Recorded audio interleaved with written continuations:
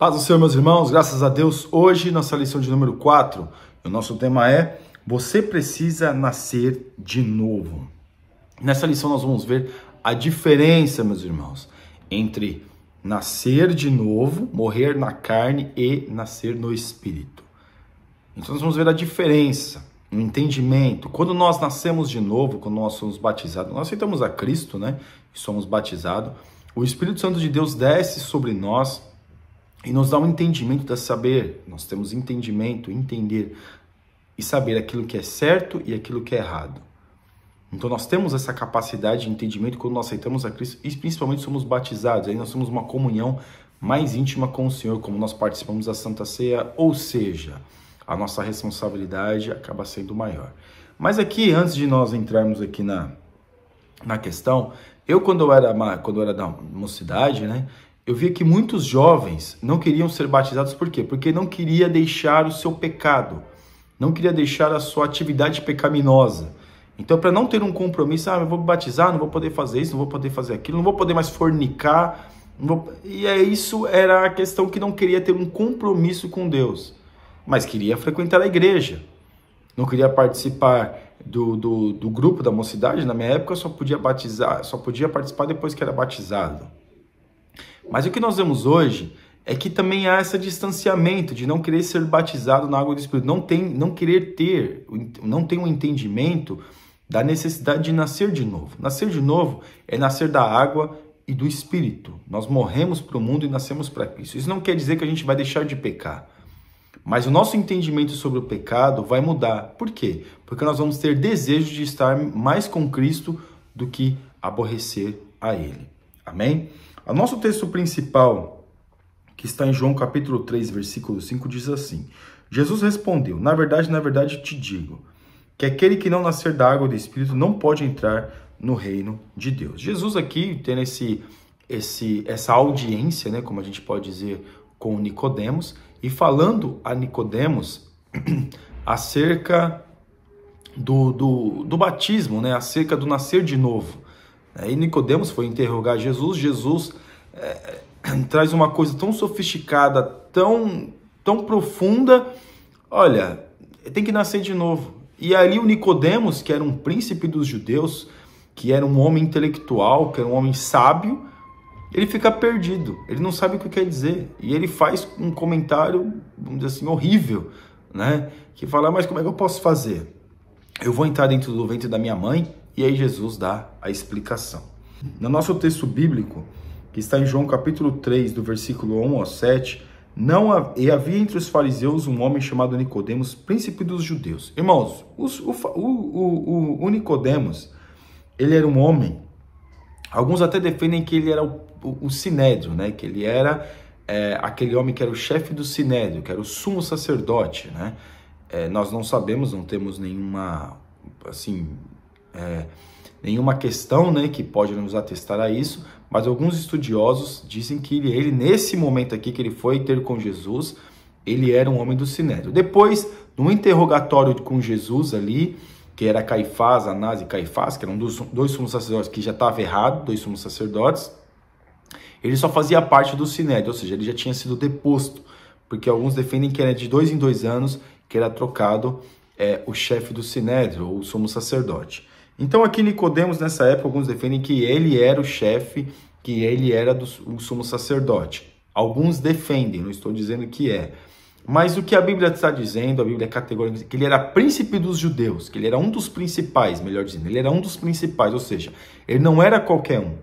Ele é um dos líderes do movimento da religiosidade daqueles dias. Então Nicodemos não era qualquer um, Nicodemos era um homem grande. Depois, no final, claro, Nicodemos e José de Arimateia foi pedir o corpo de Jesus.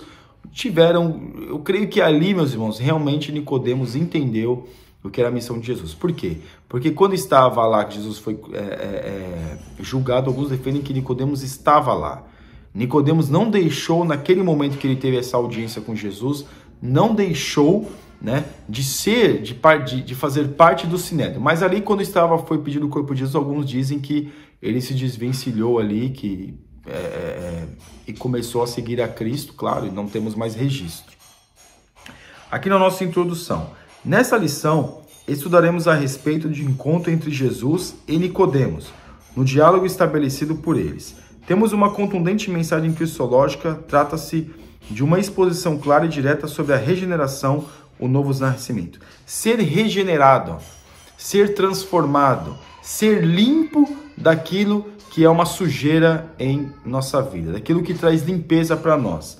No tópico 1, uma mensagem clara. Parte 1, religiosidade não basta. Não basta apenas, como aqui Nicodemos, ele seguia a lei à risca, mas seguia a lei sem sentimentos. Não tinha sentimento, seguia a lei irracionalmente, irracionalmente na questão do sentimento. Então Nicodemos, ele era um homem religioso. O problema na nós é como nós nos tornamos religiosos demais. É bom a religiosidade, nos traz ordem, traz conduta, mas não traz amor. O que faz nós fazer algumas coisas extravagantes é o amor por Cristo. O que faz nós irmos além é o amor em Cristo. O religioso fica ali, não sai daquilo, mas o que ama, ele vai além. É isso que nós temos que ter, esse amor para nós irmos além. E aqui na parte 2, mestre vindo de Deus. Nicodemos demonstra que naqueles dias Jesus já era bem conhecido em Jerusalém, inclusive por membros do alto clero judaico, que já tinha conhecimento dos sinais que ele fazia. É claro, meus irmãos, esses homens, eles viram os sinais, eles viram os milagres. Eles sabiam dos milagres que estavam acontecendo, por quê? Porque tinha sempre um fariseu ali assistindo Jesus ou vendo a conduta de Jesus para depois o criticá-lo. Então, esses homens, eles ouviam Jesus falar. Eles estavam sempre presentes, Jesus estava pregando, eles estavam ali ouvindo. Jesus estava ali, eles estavam ali também.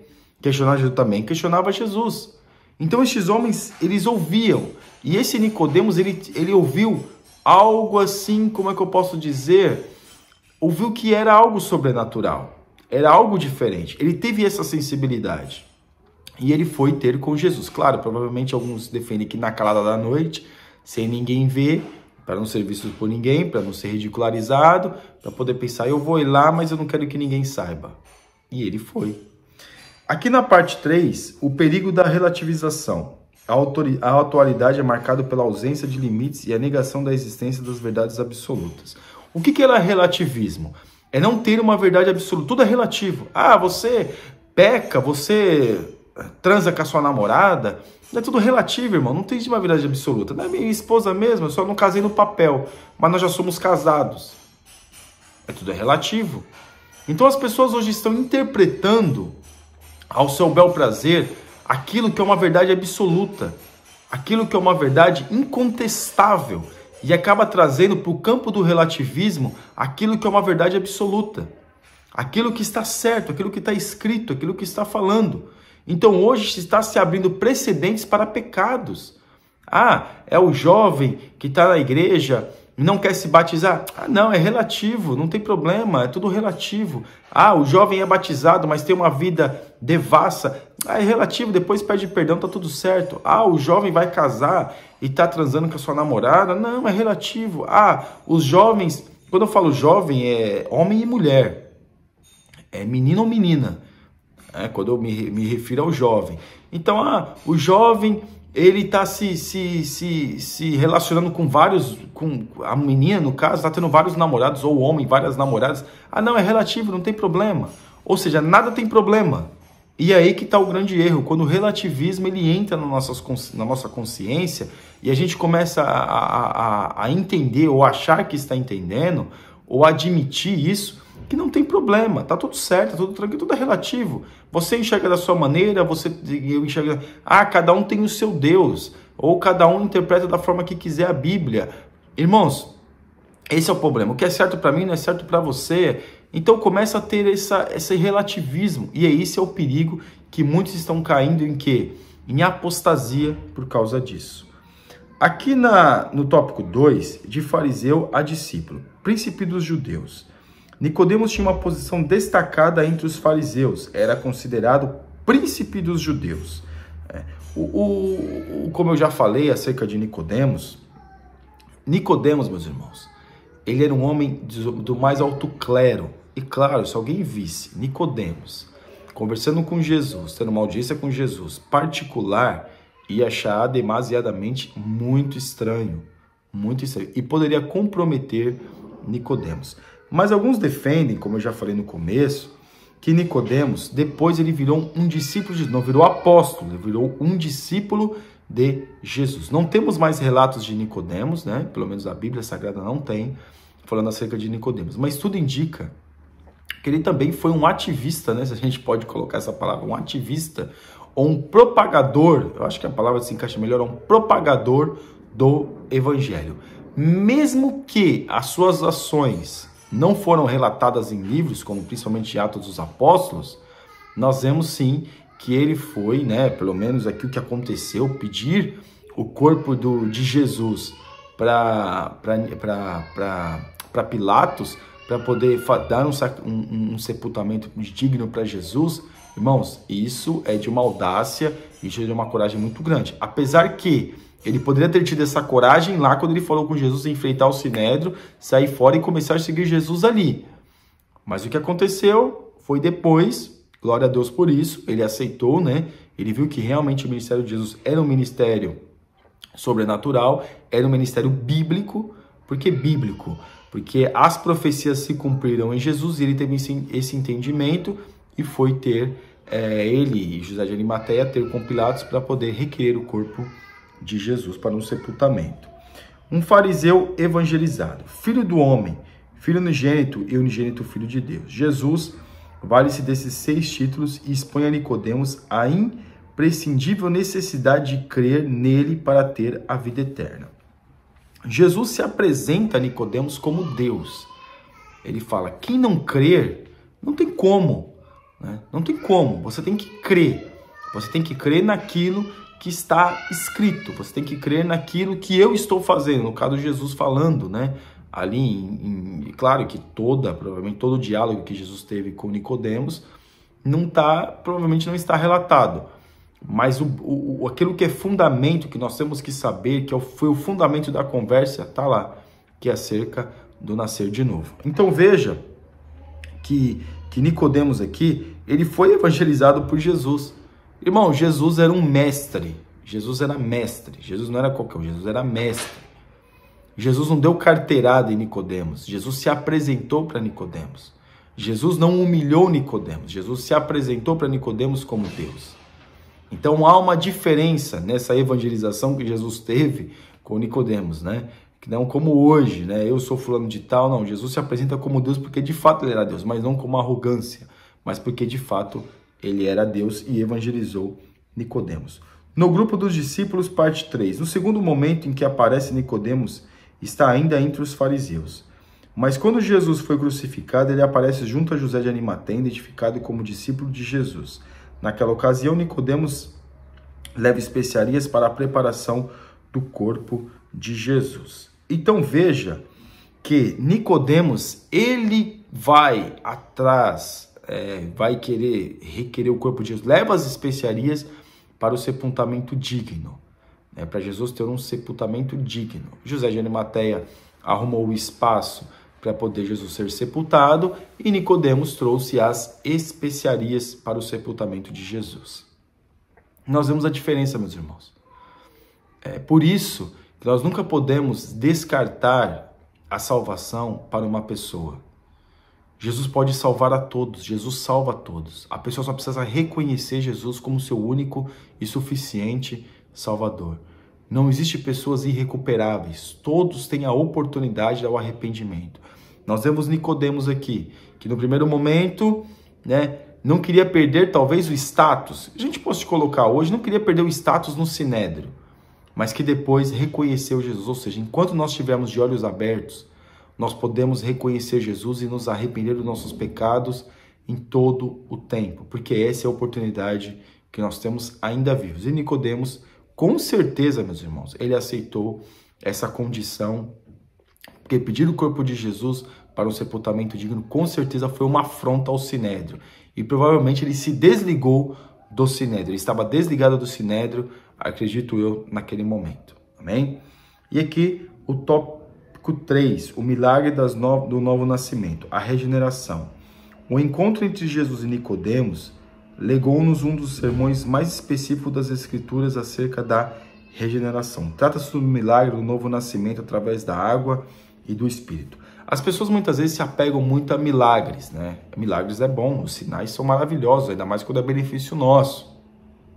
É maravilhoso nós contarmos um milagre que Deus fez na nossa vida. Meu Deus, é uma bênção. É uma bênção, é maravilhoso. Mas o maior milagre que nós temos é a nossa regeneração, é nascer de novo.